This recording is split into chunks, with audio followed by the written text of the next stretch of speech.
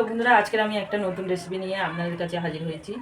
তো এঁচড় দিয়ে চিংড়ি দিয়ে আর টক দই দিয়ে কেমনভাবে বানাই, তো রেসিপিটা আপনারা প্রথম থেকে লাস্ট পর্যন্ত দেখতে থাকুন। এখানে চিংড়ি মাছ নিয়েছি আর এখানে এঁচড় কেটে ধুয়ে পরিষ্কার করে নিয়েছি, আর যা যা উপকরণ নিয়েছি তো পাশে দিয়ে দেবো, আপনারা দেখে নেবেন। আমরা গ্যাস জ্বালিয়ে নিয়েছি, তো কড়া বসিয়ে দিয়েছি। তো কড়ার মধ্যে আমি জল দিয়ে দেবো, লবণ দেব, হলুদ গুঁড়ো। তো বন্ধুরা এঁচড়টাকে আমি একটু সিদ্ধ করে নেব। তো বন্ধুরা এখানে কয়েকটা আলু দিচ্ছি আমি, তো আপনারা চাইলে দিতে পারেন, না চাইলে না দিতে পারেন। তো আলুটা কেটে ধুয়ে পরিষ্কার করে নিচ্ছি, তো আলুটাও এর মধ্যে দিয়ে সিদ্ধ করে নেব। তো বন্ধুরা এটা ঢাকা দিয়ে তো 5 মিনিট সিদ্ধ করে নেব। তো বন্ধুরা 5 মিনিট হয়ে গেছে আর এটা তো সিদ্ধ হয়ে এসছে। তো এটা এখন নামিয়ে নেব।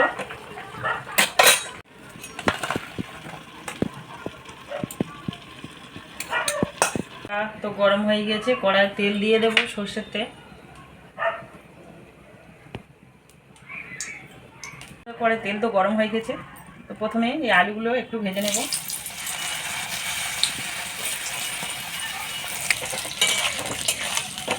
তো বন্ধুরা আলুর মধ্যে আমি একটু লবণ দিয়ে দেব।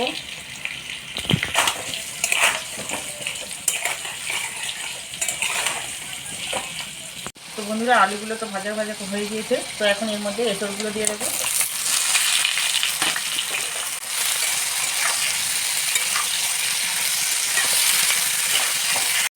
তো বন্ধুরা আলু আর এঁচড় তো ভাজা ভাজা হয়ে গেছে দেখুন, তো এখন নামিয়ে নেব।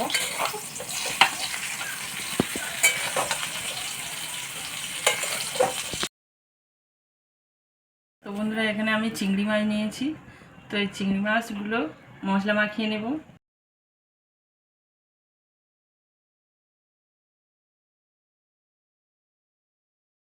এখানে এঁচড় ভাজা তেল একটু ছিল, তো এই তেলের মধ্যে চিংড়ি মাছটা ভেজে নেব।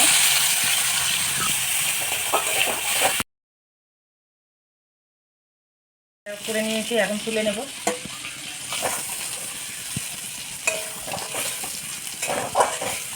দিয়ে দেবো সরষের তেল, তেজপাতা, এখানে গোটা গরম মশলা নিয়েছি, তো এটা দিয়ে দেবো, একটা শুকনো লঙ্কা। তো বন্ধুরা পেঁয়াজ কুচি দিয়ে দেবো, কাঁচা লঙ্কা কুচি।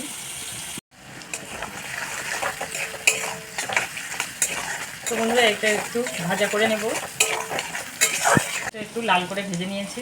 তো এখন এর মধ্যে পেঁয়াজ, টমেটো আর কাঁচা লঙ্কা বাটাটা দিয়ে দেবো।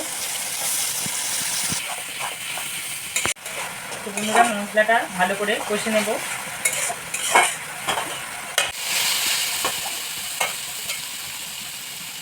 তো বন্ধুরা মশলা থেকে তেল ছেড়ে এসছে দেখুন, তো এর মধ্যে আদা রসুন বাটাটা আমি দিয়ে দেবো। তো এটা আর একটু ভালো করে কষে নেব।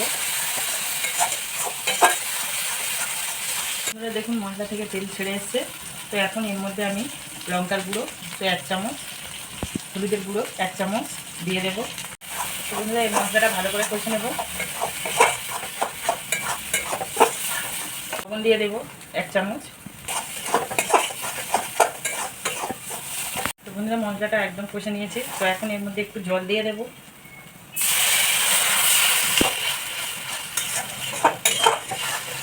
তো বন্ধুরা এখানে টক দই নিয়েছি 3 চামচ, তো ফেটে নিয়েছি, তো এটা এর মধ্যে দিয়ে দেবো।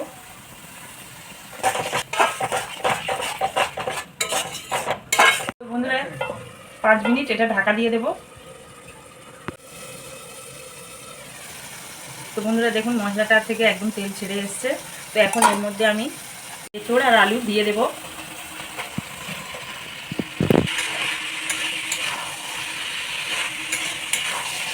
এটা ভালো করে কষে নেব।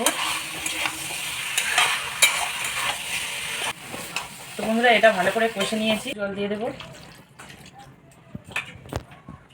তো বন্ধুরা এটা ঢাকা দিয়ে 10 মিনিট সিদ্ধ করে নেব। তো বন্ধুরা এটা তো একদম সিদ্ধ হয়ে গিয়েছে দেখুন। তো এর মধ্যে আমি ভেজে রাখা চিংড়িগুলো দিয়ে দেবো।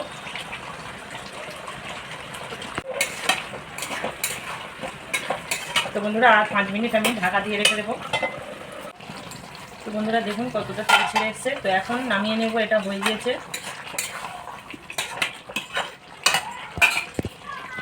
তো বন্ধুরা একটু চিনি, তো হাফ চামচ মতো দিয়ে দেব, মশলার গুঁড়ো।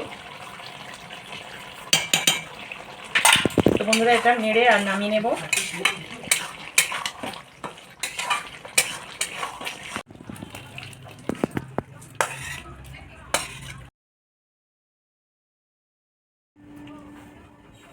তো বন্ধুরা এঁচোড় চিংড়ি তো নিয়ে নিয়েছি, আপনাদেরকে খেয়ে বলবো কেমন হয়েছে।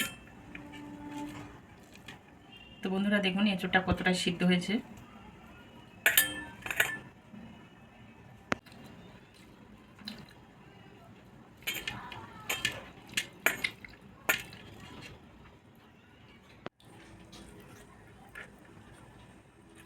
বন্ধুরা এইরকম দই এঁচোড় চিংড়ি দিয়ে বানিয়ে আপনারা বাড়িতে তৈরি করে খাবেন আর আমাকে কমেন্ট করে জানাবেন কেমন হয়েছে।